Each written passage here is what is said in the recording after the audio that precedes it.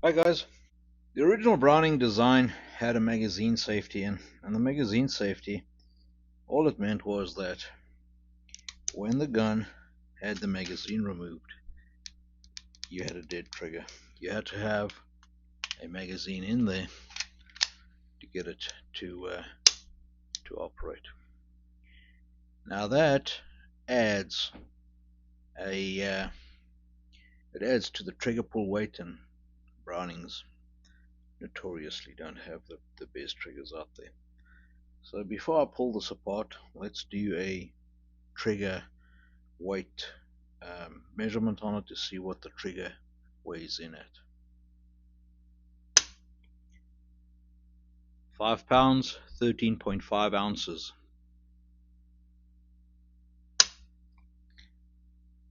5 pounds, 11.9 ounces. 5 pounds, 12.3 ounces. Average 5 pounds, 12.6 ounces.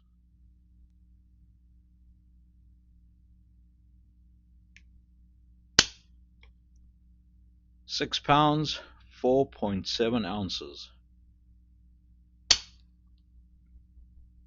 5 pounds, 8.0 ounces. 5 pounds, 10.2 ounces. Average 5 pounds, 12.9. Taking the high power clone apart.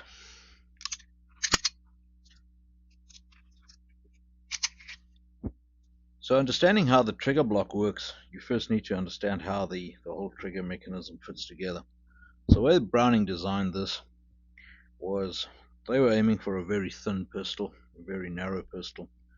So Browning brought the trigger action, when you pull the trigger, instead of going straight back, it took it up into the slide and then brought it across to the hammer or the C at the back.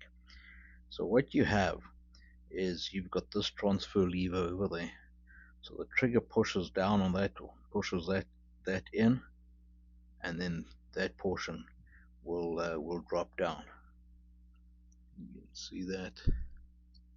So when I push down over there, so what's happening is that little ball pushes up, pushes onto that transfer lever, and that comes down and pushes down on that position on the sear, and then it drops the hammer.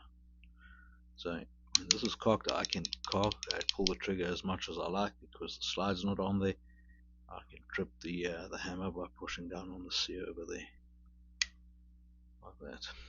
So the magazine block, the way it works is for that bar, or that little post, for that to interact with that bar, it needs to be in the back position. It needs to be at the back. And what happens is inside there's a little pad right over there, and that pad, when you depress, if I can get my finger in there, if you depress that pad, it moves that little lever to the back, and that's what the magazine does. So the magazine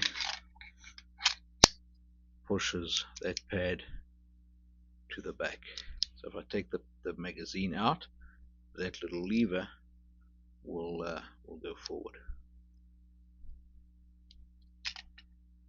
like that. And now when I pull the trigger, the lever misses the bar in the slide. It goes in front of that bar instead of on that bar.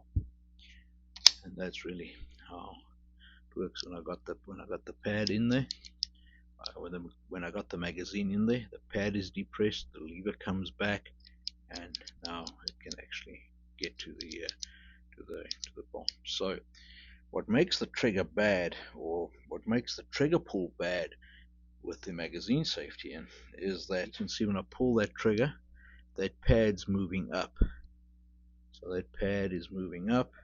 So that pad's rubbing on the face of the magazine. And this is a new gun. This gun's unfired, with an unfired, just a couple of dry firings, and you can see the marks on the magazine. and that's that pad sliding up and down on that magazine. So you got two issues here. Firstly, you got that friction to deal with, as well as you got that spring that's in the pad has to be depressed, and all of that adds to the trigger pull, or the weight of the trigger pull. You got a aluminum punch. Got to drive that pin out and get the trigger out to get that trigger bar out, or safety bar out. Sometimes you can just take that pin out and there's enough slop on the mechanism for that, to pull out the magazine safety. Other times you don't have a choice. You got to knock this pin out, get the trigger out, and get it all out. Once you got the mag safety out, back together, this is what it looks like. The little lever now stays to the back where it engages the transfer lever. So some guys argue that you shouldn't put that pin back in and you should leave that pin out, because it can move on its own and then block the trigger. I like to put it back in because I don't like the hole that it leaves, when you take the pin out. So I like to put it in, and I don't believe that it stops trigger from actually tripping. I use, on this particular pistol, this is my gun, I use that pin. I got it partly out. You can see it's not flush that side. I use it as a over travel control, so I get it to stop the trigger from moving further back. And Brownings do that. As soon as the slide now starts to move, there's a cavity for that little finger to go into, and the trigger goes back further. So I use that as a over travel stop. So if you look at that, it appears that it will stop the trigger from tripping, but it actually trips before it gets there. So there's the bit that I took out. This is off the Girsan, this one, and this one is off the Browning, and this one's more polished. I'm not talking about the silver bit. It's actually smoother than that one, but they're pretty smooth.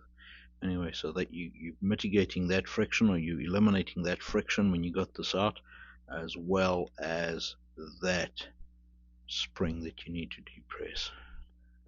Let's do some trigger weight comparisons now that the magazine blocks are out.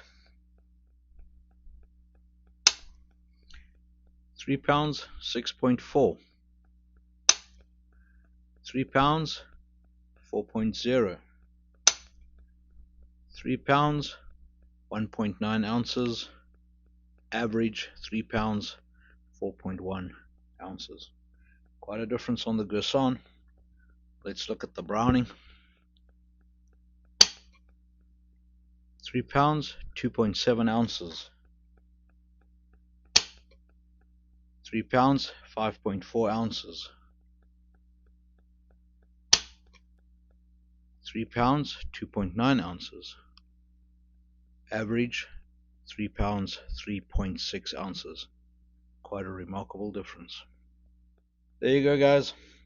I hope you found that interesting. Stay safe. We talk again. Cheers.